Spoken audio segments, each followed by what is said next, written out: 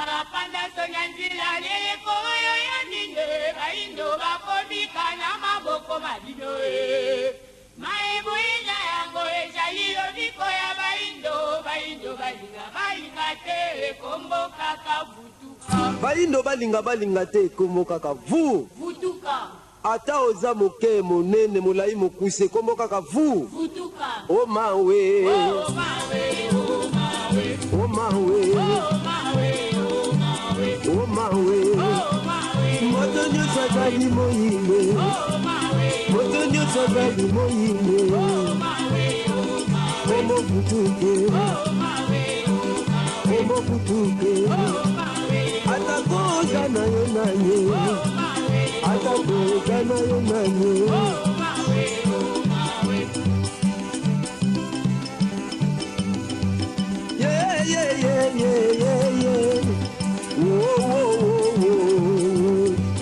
Nzala panda tata tala kaba ine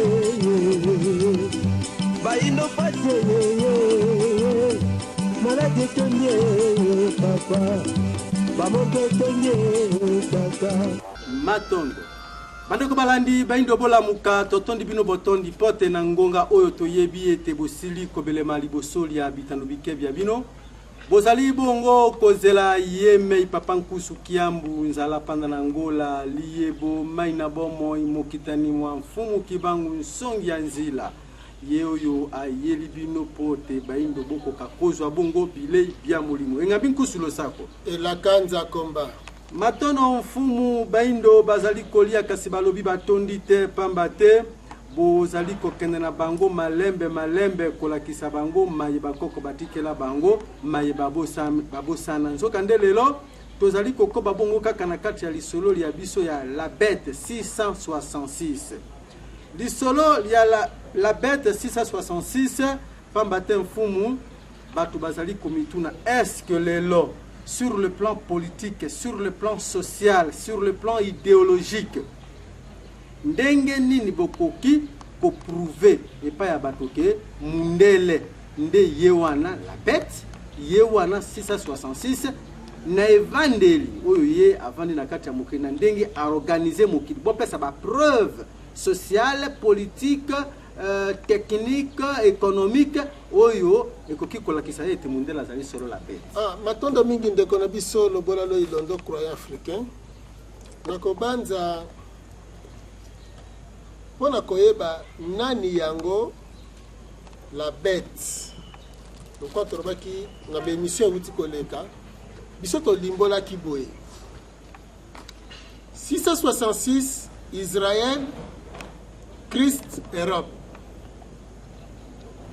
Israël nde ba descendant na ye ba israélite o baki kotonga Europe lelo Christ nde religion chrétienne oyo ba dominer na ngo mokili parce que ba prôner que religion wana il paraît des ali religion universelle il paraît yango ezali religion universelle et puis ba tu faut ba adhérer kaka na religion wana pour que soit disant ba mona nzambe OK sikoyo religion wana ba israélite oyo balongwaki na Moyen-Orient bake kovanda wapi na Europe donc ba européen sikoyo bango nde bakolo religion wana chrétienne mais tangu batamboli nango na mokili religion wana maye esalemi parce que balobi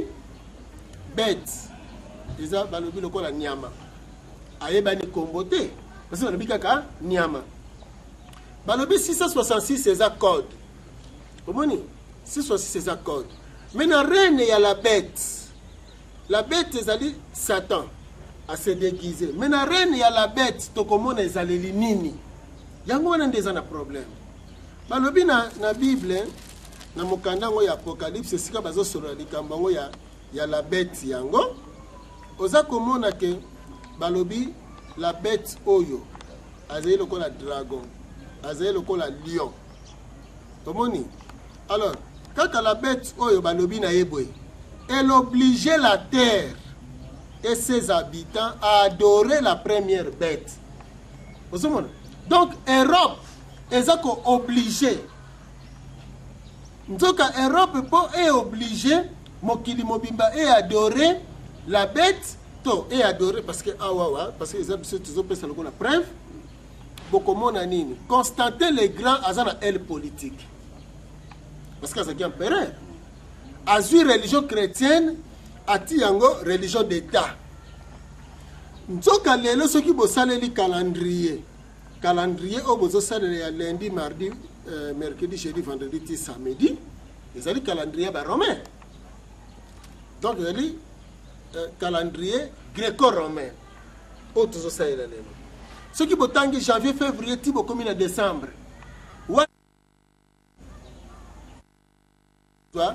Empereur Constantin le Grand a une religion chrétienne, religion à Christ, 6 lettres. Alors, religion où il y a Christ, il y a elle politique. Il y a Europe et Pandina Mokili Mobimba. Alors, nous avons des détails pour la bête pour comprendre bien. Donc, elle obligeait la terre et ses habitants à adorer la première bête dont la blessure mortelle avait été guérie. Cette deuxième bête réalisait les grands miracles.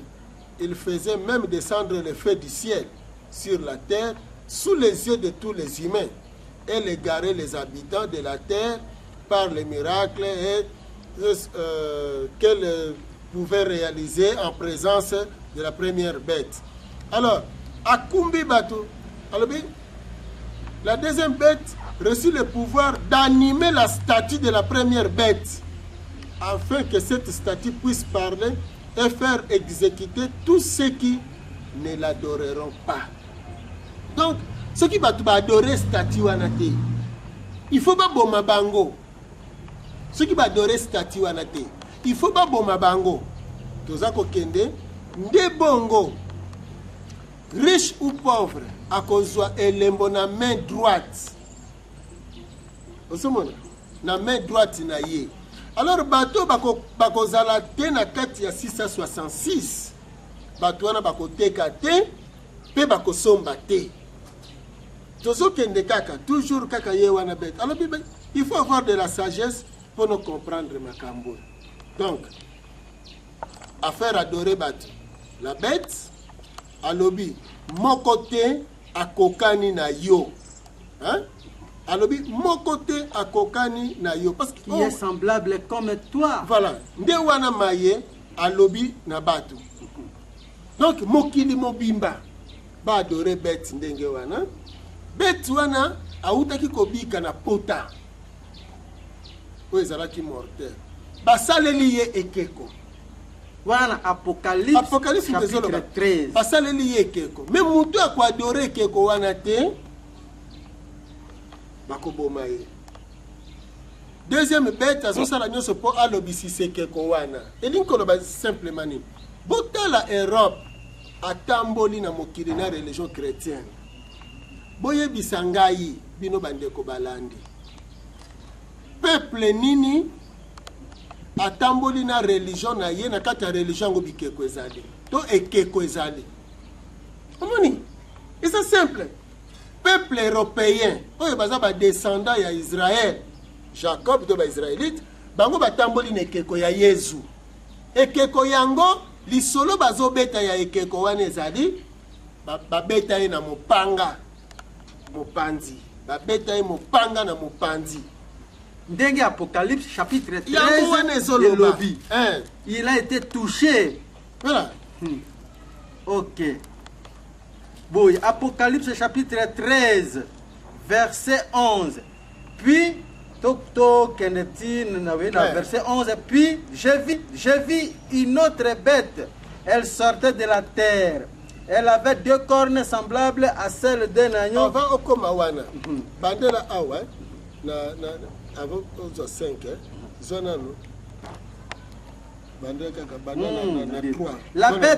la bête que je vis ressemblait à un léopard. Ses pattes étaient comme celles d'un ours et sa gueule comme celle d'un lion. Le dragon lui confia sa puissance, son trône et un grand pouvoir. L'une des têtes de la bête semblait blessée à mort, mais la blessure mortelle fut guérie. La terre entière fut remplie d'admiration et suivit la bête. Tout le monde s'est mis à adorer le dragon parce qu'il avait donné le pouvoir à la bête. Tous adorèrent également la bête en disant qui est semblable à la bête, qui peut la combattre. C'est ça. Ozoyo Kango.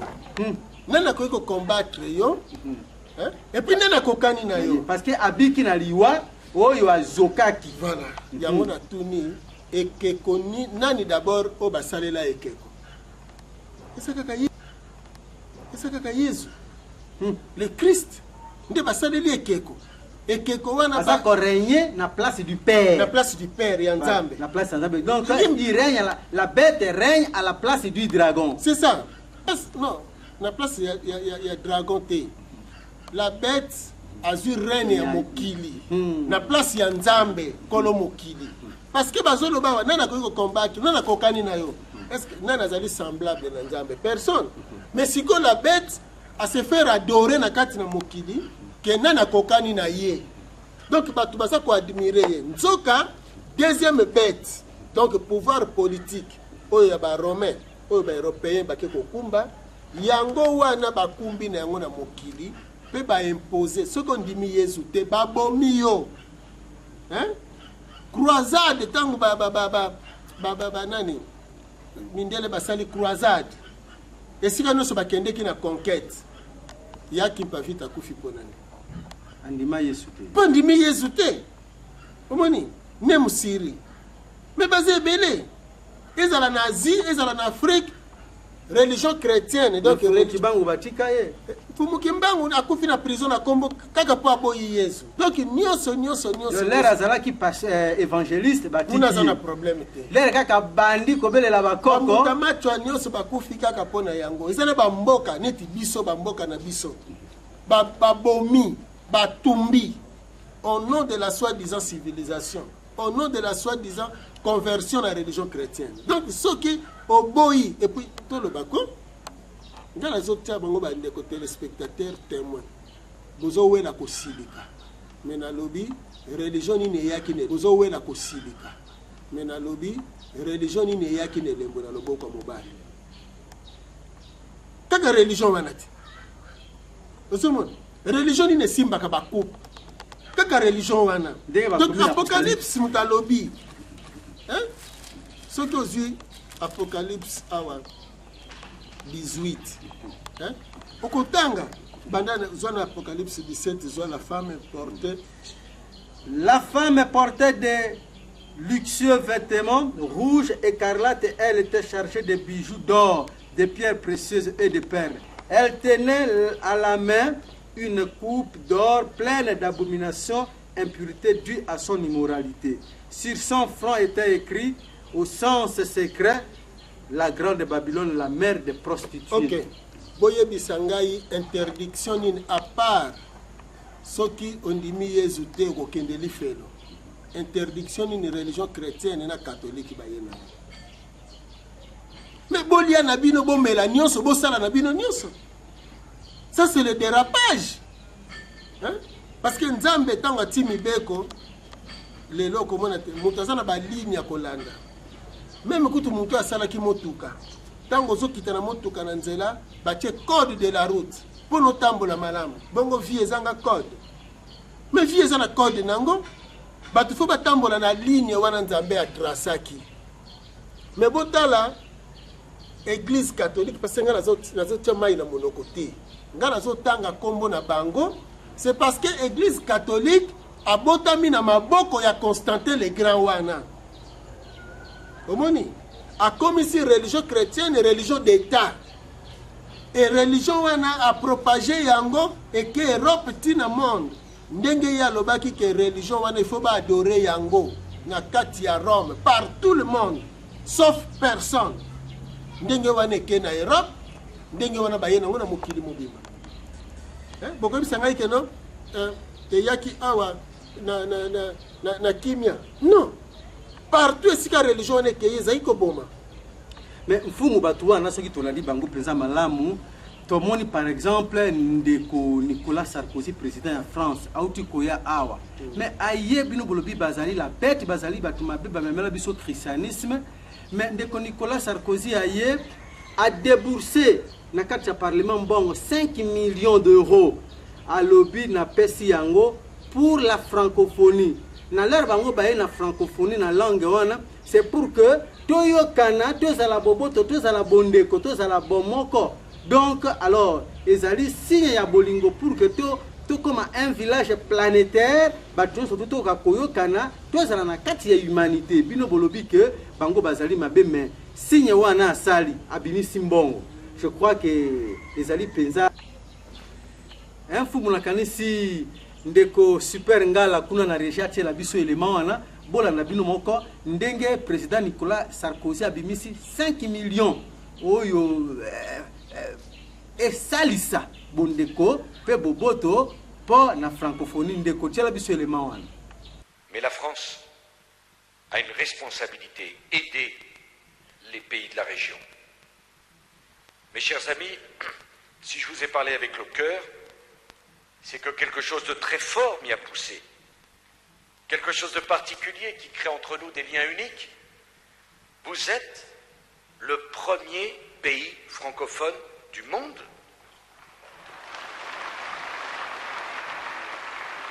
Alors, c'est vrai, Joseph.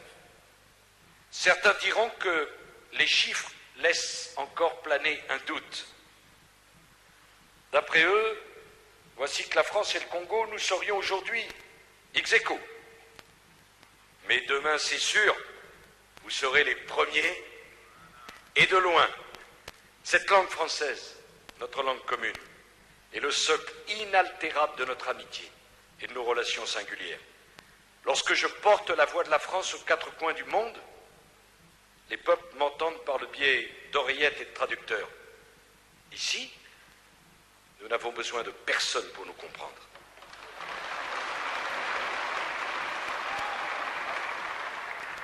Je souhaite que vous preniez toute votre place dans la grande famille de la francophonie. Je le dis vivement 2012, lorsque la grande famille de la francophonie tiendra enfin son sommet ici, à Kinshasa. Quelle victoire cela représentera pour votre pays. Sachez que je suis déterminé à soutenir l'usage du français au Congo. Une enveloppe de 5 millions d'euros va être dégagée dès maintenant pour développer le réseau des 16 alliances françaises présentes sur l'ensemble du territoire congolais. Maintenant on fumu nakanisi bomoni yango. Alors wana la kisi bolingote wana zali susu kaka la bête. Nayoki kutu mawande na motema. Nayoki mawayambo nano bato babeteli ye maboko. Bao babeteli Sarkozy maboko. Nayebi te soki vraiment bazali ba représentant ya peuple congolais na niveau bango bazawana. Pona nini? Tango baza ko betela Sarkozy maboko oyo abimisi mbongo pona francophonie. Mais Sarkozy oyo alobaki que Congo ezali capitale culturelle ya Afrique. Ndeko na biso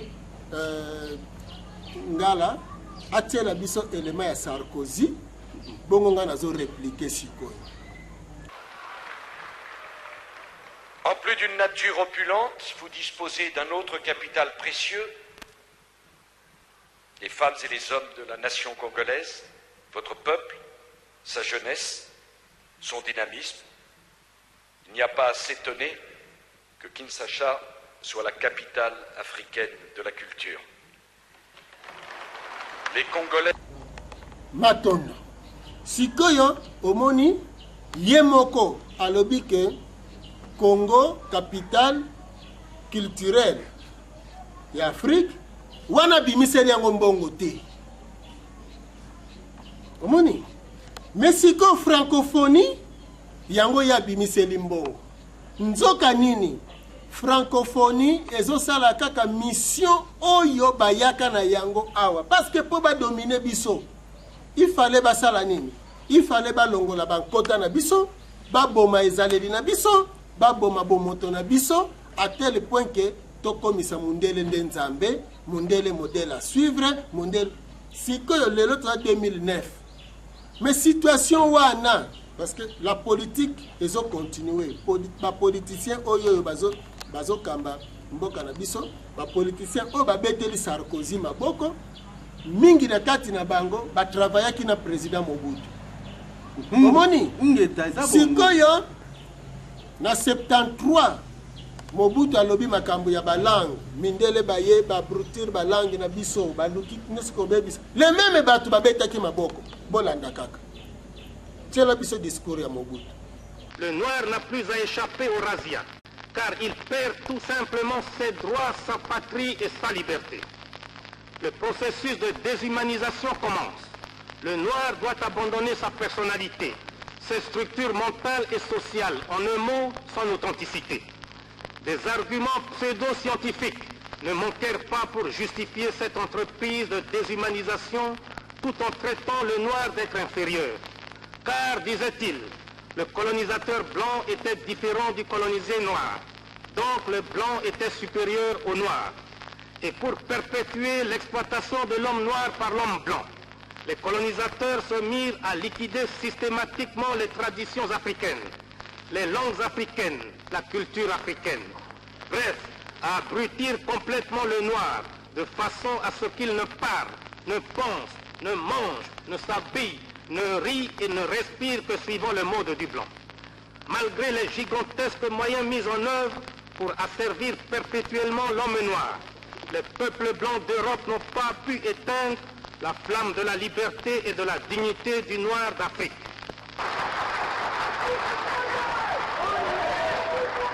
Matondo mingi, Bouti Kolanda. Les mêmes politiciens à New York babetelaki Mobutu maboko parce que aluki tozonga na ba valeur ya ba lokota na biso. Lelo Sarkozy 5 millions ouais. 5 millions ya euros yango nde babeteli maboko mais babeteli maboko te na kozanga koyeba ke destruction parce que bamoni tango 5 millions kobima bakaboli ba tchétché na ba poche. Omoni mais entre-temps bazobosana ke ayeko corrompre bango na 5 millions wana pour ko détruire davantage la révolution culturelle oyo ekoki komema africain na niveau oyo ekotombola ye. Lelo bato bayebi te culture ezali nini. Culture ezali bomoi ya bato. Ndeko na ngai lobola lo ilondo croyant africain.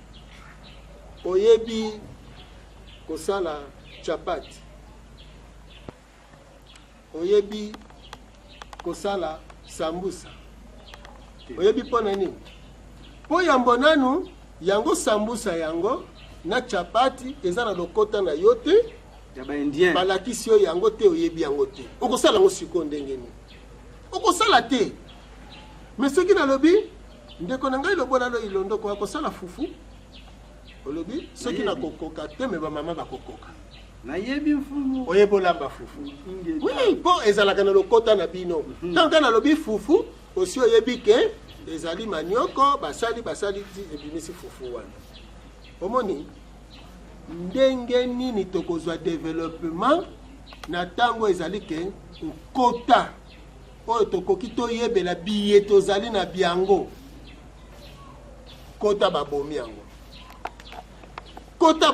yango lelo totangaka diamant, cuivre, manganèse, hein? Ainsi de suite, tout le coltan. Mais boyebi yango te parce que ezalaki na kota na bino te akoyebisa bino te nini yango ebimisaka pona bino. Omoni? Alors, sorti ya ba politicien o wana. Bamona kelengi ya mbongo. Même le babetelaka Mobutu maboko na oni, babetelaka kaka maboko ya mbongo kaka.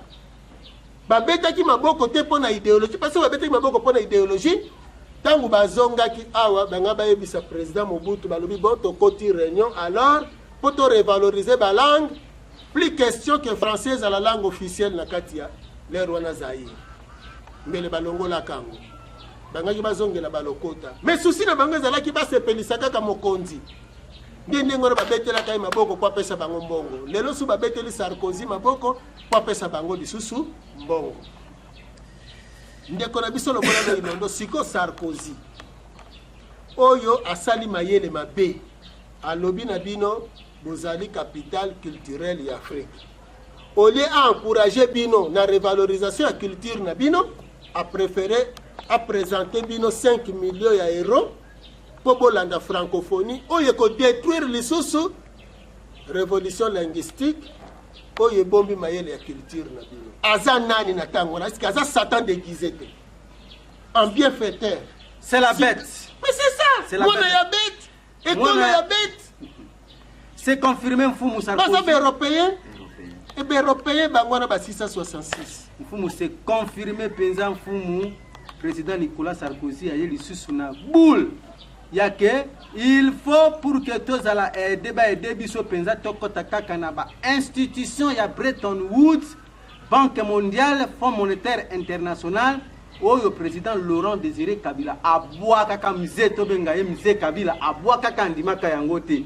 Sikoyo ba coopération mosusu alingi ayoka yango te. Alors to kamwe soki ndeka koti na biso mo élément wana esika la kisike tokota na ba institution wana alors to yebite ndenge bino nini bom ndenge bino bomoni bozo préférer quelle coopération kaka ndenge ye Sarkozy a tokota na Banque mondiale ou bien na likanisi ya mzee ndenge mzee aboya kitetu évoluer autrement ou bino boza na likanisi ndenge ngompo matonde mingi omoni likambo ya Banque mondiale na Fonds monétaire international ngai soki lelo naza koloba likambo ba politicien nayebi ke bosilika pe bobomaka mais bokosilika pe bokobomaka kaka mbala moko mais bokosilika 10 fois mbala mosusu mais bokobomaka kaka mbala moko mais mokolo bokoboma kaka musuni mais molimo bokoboma ngote mais eza n'intérêt ba ibingolela bango ba politicien omoni politique ezali organe ya décision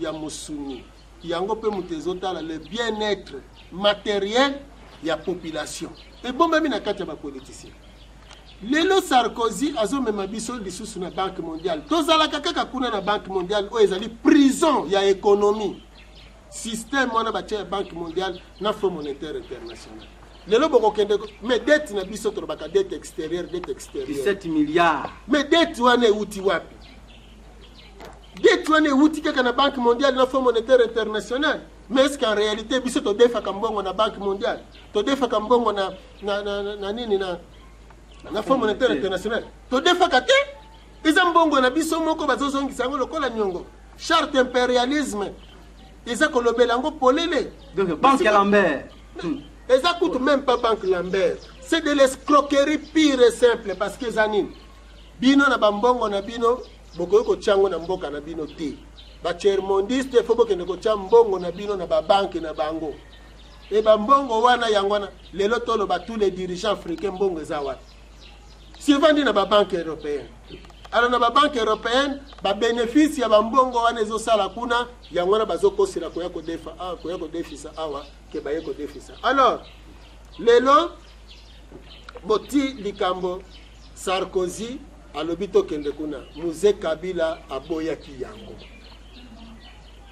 Mzee Kabila aboyaki yango parce que ayebaki ke ezali piège aye afuti nyongo oyo Mobutu atikaki mais nyongo ya defate Mzee Kabila futi alobi bon lokola esali boye toko defate mais eloko nini esalemaki Mzee Kabila aboyi akodefa lisusu te aboyi na ye naloba nanu na bandeko balandi omona wapi yo ozotambola na biloko na yo to na mbongo na yo ozoluka mutu adefa mutu abona ye ekoma ngambo sike mayele mabe bomba mina biloko wana na makambo wana siko to sala ndeni coopération bino boko souhaiter nazo yende kolo Ilondo parce que batu bazokanisa Fonds monétaire international eza malamu po ba miyibi mingi bazana bamboka oyo Afrique bayebi ke soki mbongo wane ye bango ba dévier batondisi na ba poche na bango pona nini Mzee Kabila boyaki makambo wana ndeko ngala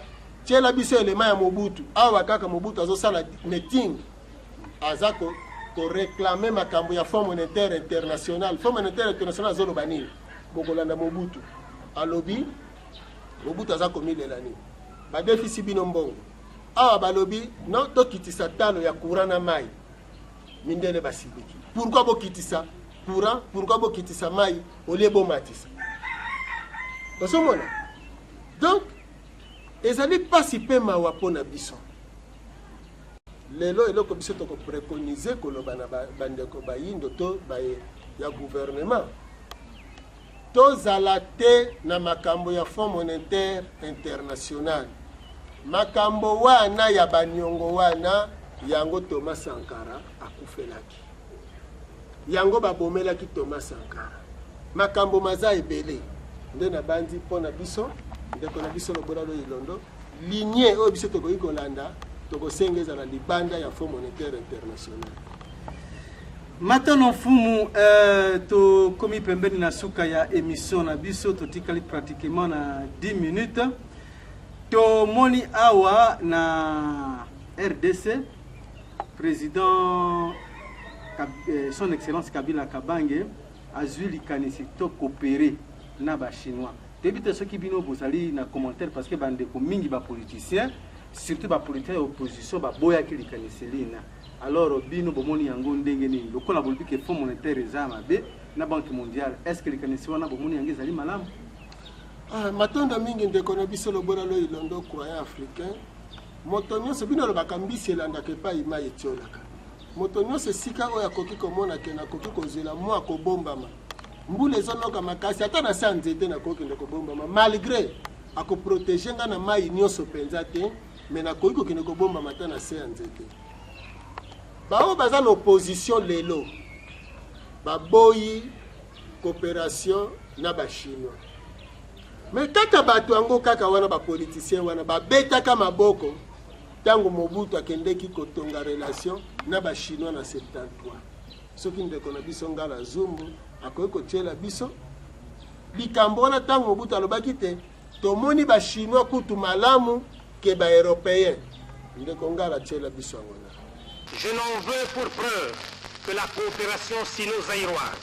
En effet, depuis le mois de janvier de cette année, le Zaïre vit une expérience unique dans le domaine de la coopération. Il s'agit de l'aide que la Chine consent à mon pays. Aux assistants techniques chinois, nous ne payons pas de billets d'avion et nous n'effectuons aucun transfert salarial dans leur pays d'origine. Les experts chinois adoptent le mode de vie de leurs homologues zaïrois. Le chinois se déplace, loge et se nourrit exactement comme son homologue zaïrois. Dans le domaine de l'assistance financière, la Chine nous a accordé un crédit important à très long terme et sans intérêt. Voilà, à mon avis, un bel exemple à suivre quand on veut aider un pays sous-équipé.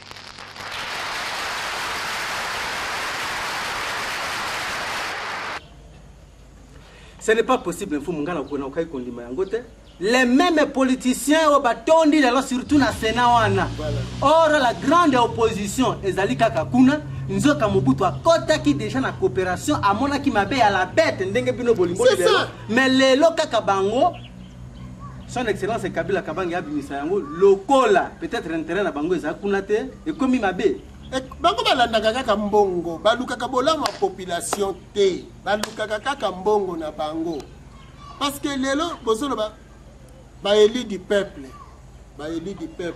Sarkozy a détruit la population congolaise parce qu'à Kobimisa 5 millions population congolaise na 5 millions de francophonie toko maîtriser français yango pekaka te français wana soki tolandeli yango toko tikala jamais kokokana na mindele ekozala te atambala moko boboma nzoto na français bozwani mais les mêmes élus ya peuple bake kondima kobeta maboko pona nini bango bakozwa 5 millions au détriment ya population wana lelo ndeko na ngai lobola lo ilondo croyant africain to loba nini est-ce que tozana ba homme politique na mboka oyo remise en question bokende ko revoir betidi na bino pe mosala bozali kosala sino te bozali ba représentant ya la bête wana parce que ngai naza koloba politique ezalaka politique pona bolamu ya population mais pour le bolamu ya colonisateur, pourquoi tant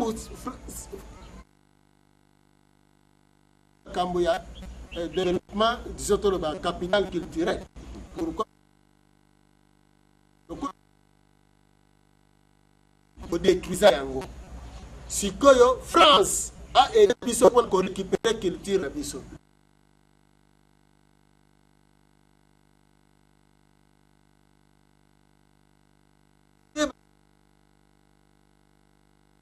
Il faut que la atteindre. Donc comment est-ce que l'Afrique est beaucoup de gens pour que bisson tout puiser à partir de données wana tout puiser ma valeur na bisson et de revaloriser yango. Wana Sarkozy même 1 centime 1 euro il a que maté.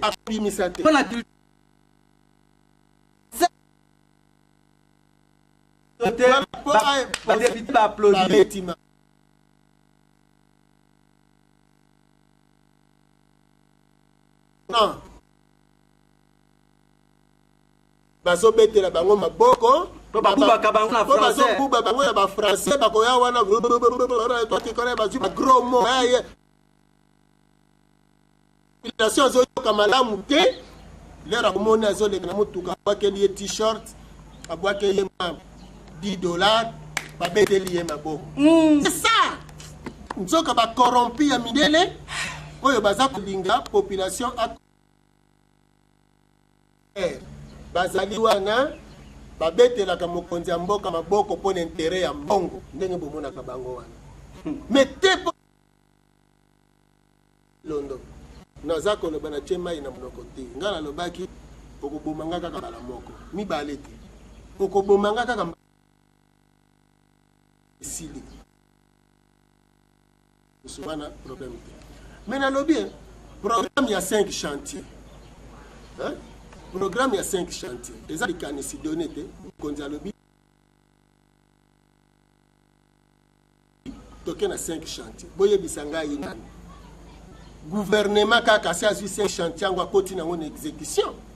Donc il y a 5 chantiers. Boye bisanga ina. Gouvernement ka kasi azu 5 chantiers ngwa continue en exécution. Hein? Mais quand il y a 5 chantiers, likambu ya mai ezali, likambu ya courant ezali, likambu ya kotanga ya classe ya bana ezali, na kati ya 5 chantiers. Nini baza ko sala po lobby classe, bana ba sentir que ya solo tozo tanga. Hein? Boteki si diamant ya mboka o, boteki si mabanga ya mboka o, boteki si nzete ya mboka oyo, mbongo wana. Nini ya changement bana classe bakomona parce que leur bazwaka ba diplôme voué na chômage. L'air bakozwa ba testation nyonso ba titre nyonso bake kozwa voué na chômage. Et loko nini ba ministère wana nyonso ezo sala. Ministère ya environnement ezo sala nini? Ministère ya énergie, pêche. Na so ya ndeko nanga lobola lo ilondo. Pêche, ba congolais bazo continuer ko lia Thomson. Mais awa bolobi pêche na élevage. Hein? Siko Thomson ezo ya banani bazo pêcher yango. Mais ceux qui le côté na 5 chantiers. Mais il faut to lia mbisi ya lac Tanganyika.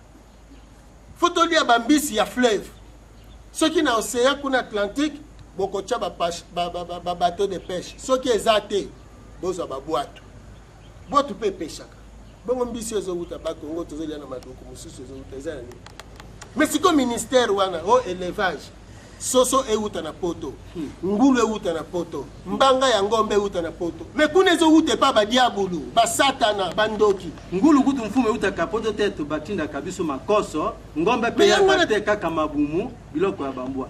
Bande ko balandi to komi pembeni na suka ya émission na biso mfumu Sarkozy ayaki to sosoli ya solo, c'est le fils de la bête de bango wana. Moi Constantin le Grand. Moi na Constantin le Grand.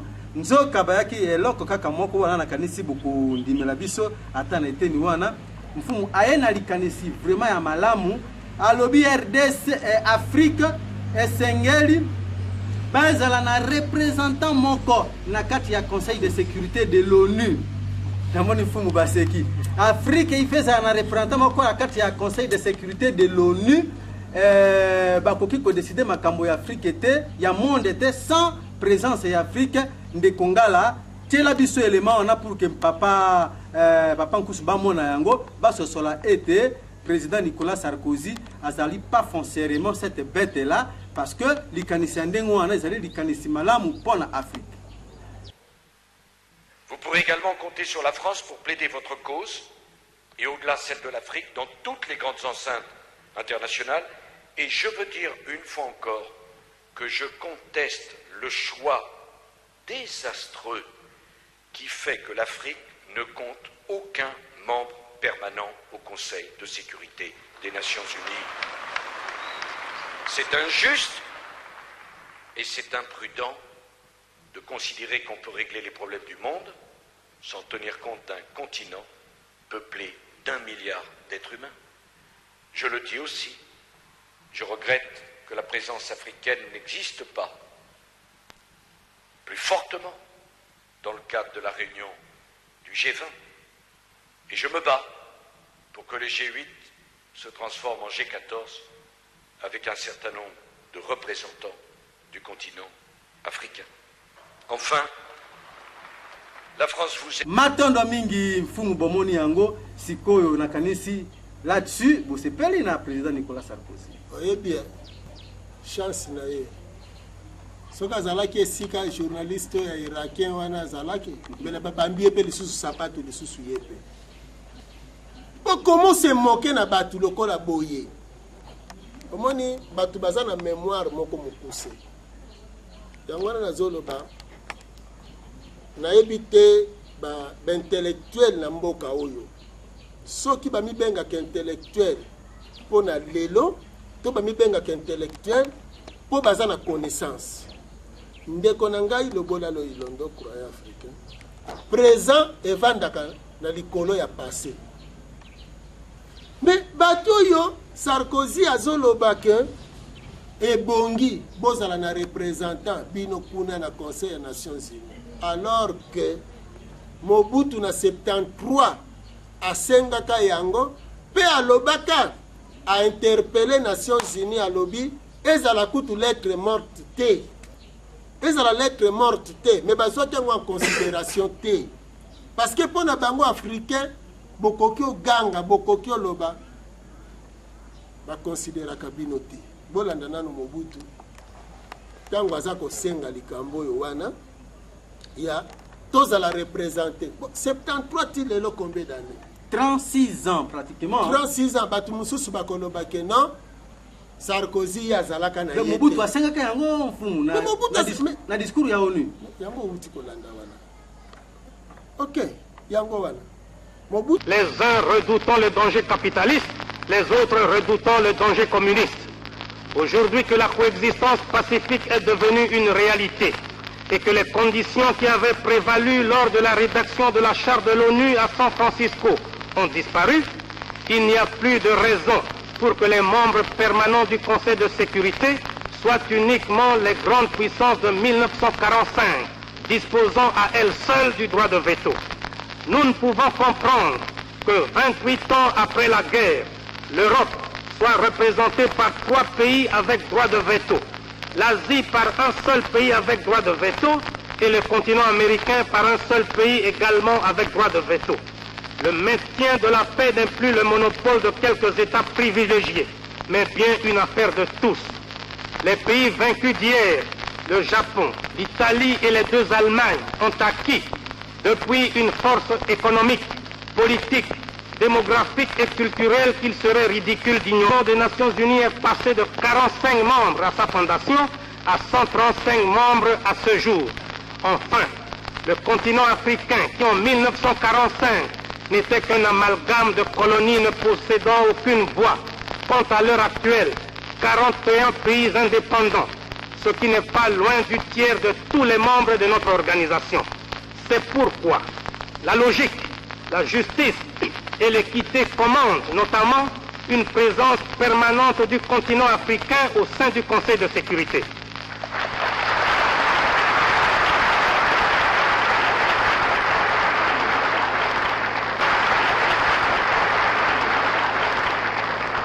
Il est donc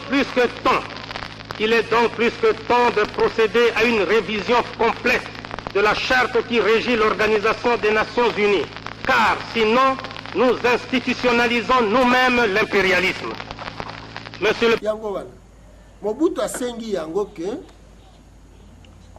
bandeko disons asa kosenga na présidence ya Nations Unies biso ba tiers-mondiste soi-disant tous à la paix représenté na conseil ya Nations Unies lelo Sarkozy oyo azoloba yango bandeko mususu bakokanisa ke no ayeli bolingo wana eza flatterie. Sarkozy a sa plaida cause d'Afrique Malaboni. Depuis 36 ans, Mobutu a lobela yango. Donc, et salemate, alors, il se moquer na batu pe babete lié mabo. Alors que Mobutu a 5 ans yango kala. Et bonga ki bakanisa ki ba yebisa yeme. Lelo zoyana yango likanisa. Mais biso ba africain to sito senga yango. Donc on n'a même pas de parlementaires dans cette difficulté na biso ezalaka nini. Tozo mona présence en bas. Ce qui bolobi Kasavubu, asala malamu te. Mobutu, asala malamu te. Mouzé, asala malamu te. Actuel président de la République, tant que vous la future, asala malamu te. Donc, comment vous avez kaka basala malamu te, alors que Moutu, azali na mabe na malamu. Ce qui awa soit à kokisa kite, maintenant, oye ezalaki malamu. Parce que Mobutu azalaki mauvais, a comploté qui na mindeli. Mais est-ce que tu as dit que malamu asala kite? Mais on ligne moko a réclamé que les Kamboumoko ya bien. Donc même les lots, nous avons boya qui Fonds monétaire international. Pour la coopération chinoise, yango wana etongi palais du peuple. Etongi stade des martyrs. Coopération chinoise. Les lots to kumisa ka stade wana. Tozo kumisa nini palais du peuple. Yango sika bazo sala bareno. Mais ezana makambo mosusu oyo intention ni ne bomba mina sima ba chinois. Yangwana toko vivre na bango mayele toko zala na bango ngulu te posiko bango baza ko émerger. Donc ndeko na ngai lobola lo ilondo pour les africains mundele oyo kaka za mundele ata apesi bino discours nini même ayeli bino ba conteneur ya ba vivre boye ba kezali ba vivre oyo eza avari o bango ba déplacer. Jamais Mundela kotika la cause la bienfaiteur aussi longtemps qu'Azali marque de la bête yemoko bête. Aboma ki batata bongo bana. C'est ko corrompre yo kaka. Maintenant bande ko balandi to komina suka na émission na biso bolandi yango les marques de la bête. Qui est l'homme blanc? Est-ce que l'homme blanc c'est votre ami? Mundele penza azali moninga na mfumu. Sans commentaire, biso toko tiaka lisusu commentaire te na kati ya baindo bola muka bino moko bo conclure biloba ya suka. Mundela azali ata camarade note, azali ata noko na yote, azata moninga na yote, azapendeko na. Asana ba noko te mfumba lobito benga bele je pasa ba noko. Noko babota mana nani mama na ngai yo po ba azala noko na nga. Est-ce que noko ko sala makambo bango basala kawana? Hein? Noko ko sala aussi biso toke ko coopérer na ba chinois. Tout le qui par la Belgique, alors que la Belgique a le biso toza état indépendant. C'est quoi toza indépendance?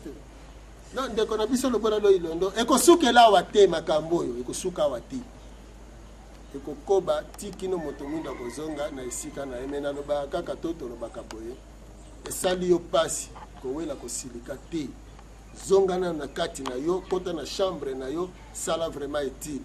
Ce qui likambo yo, et betio na motema.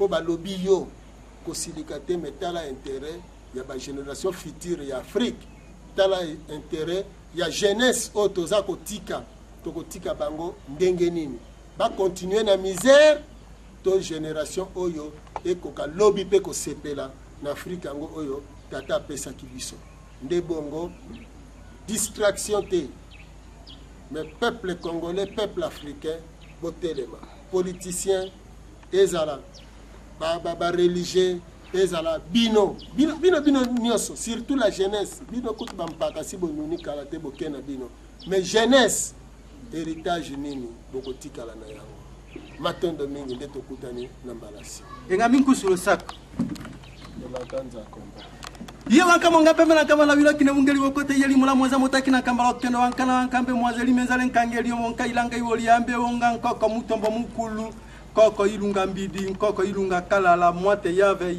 nkoko msiri nkoko lueji wankana waka nkoko ngobila nkoko ngabedila nkoko makoko nkoko ngaliema nkoko selembao bakana waka yaki mpavita mbuta matu mbuta lumumba bankana waka mfumu kibangu nyo wankana waka nkusu kia muzala pana na ngola liyebo mai na bomo songi ya nzila mukitani mwa mfumu kibangu bande kona ngai botala bwanya oyo papa oyo azali na yango boyo kamaye ye azali koloba bino moko bo juger biso tozali susu na commentaire ya kosala te botikala malamu rediffusion ya émission na biso na mokolo malumingo na ngonga ya 11h bobo tomboka bino ciao.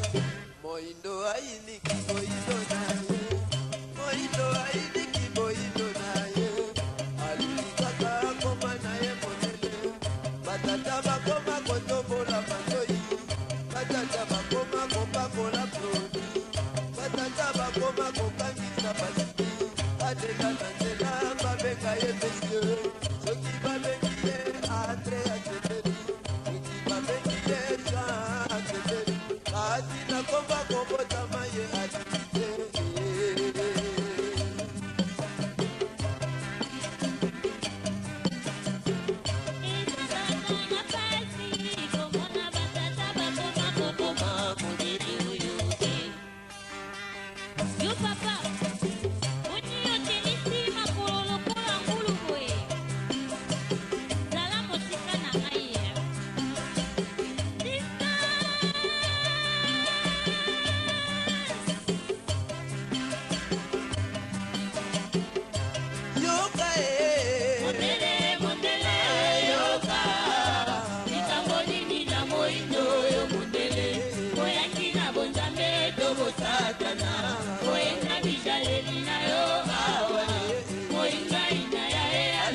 oyo ya yo anini.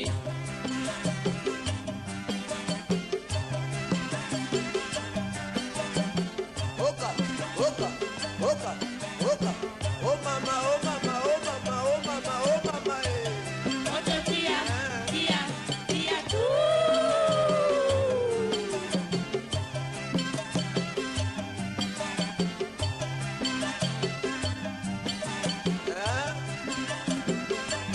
Papa ya mubeta likebe.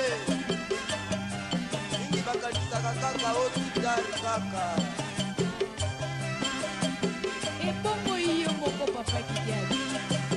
Guitare wana ozobe.